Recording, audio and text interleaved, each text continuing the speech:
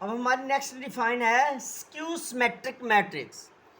तो skew symmetric matrix में हम सबसे पहले ए जो है हमें एक उसने मैट्रिक्स दिया है, इसका हम ट्रांसपोज लेते हैं, यानी इसको रोज़ को हम कॉलम में चेंज करते हैं।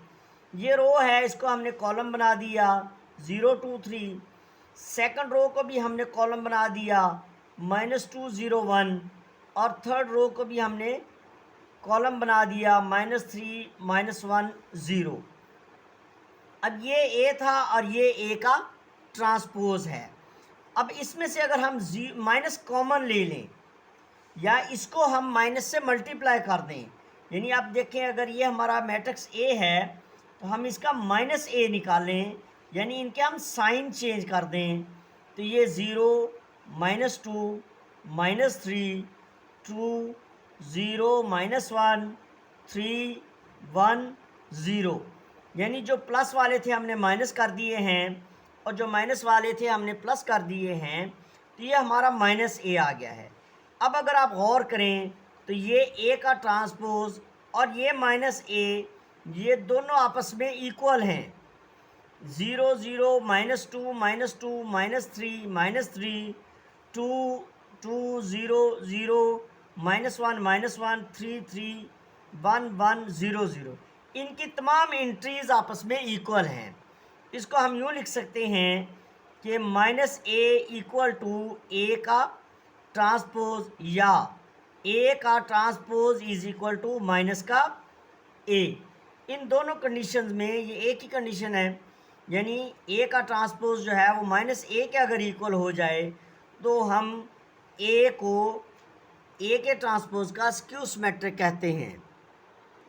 अब यहाँ पे स्टूडेंट्स आप याद रखें, हमारा सिमेट्रिक मैट्रिक्स हो या स्क्यू सिमेट्रिक मैट्रिक्स हो, तो हमारा जो मैट्रिक्स दिया गया हुआ है उसका स्क्वायर मैट्रिक्स होना लाजमी है, यानी इस मैट्रिक्स की हमारी नंबर ऑफ़ रोज़ और नंबर ऑफ़ कॉलम्स आपस में इक्वल होने चाहिए।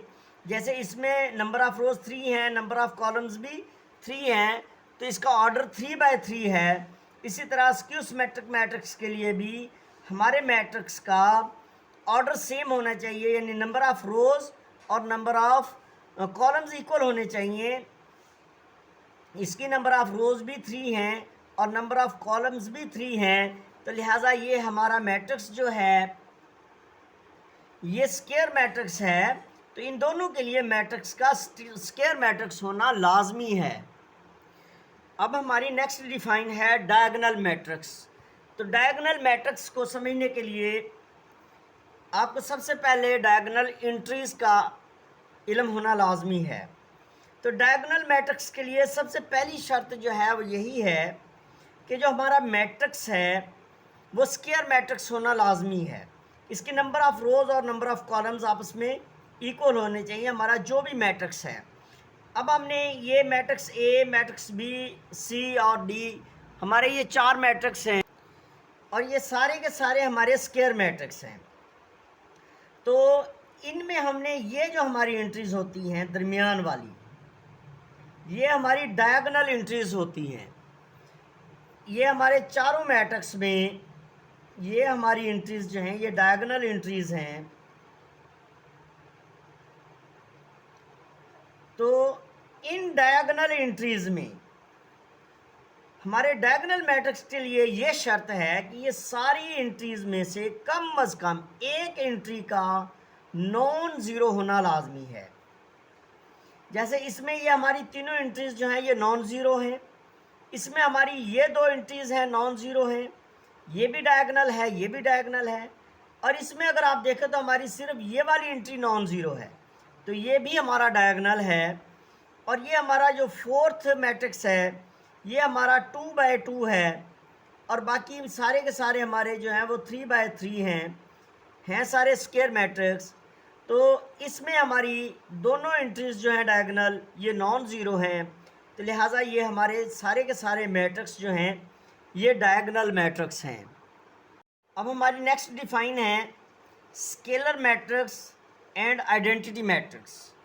तो स्केलर मैट्रिक्स और आइडेंटिटी मैट्रिक्स के लिए सबसे पहली शर्त तो यही है कि हमारे जो मैट्रिक्स हैं वो स्क्वायर मैट्रिक्स होने ज़रूरी हैं, यानी उनके नंबर ऑफ़ रोज़ और नंबर ऑफ़ कॉलम्स इक्वल होना ज़रूरी है सब में।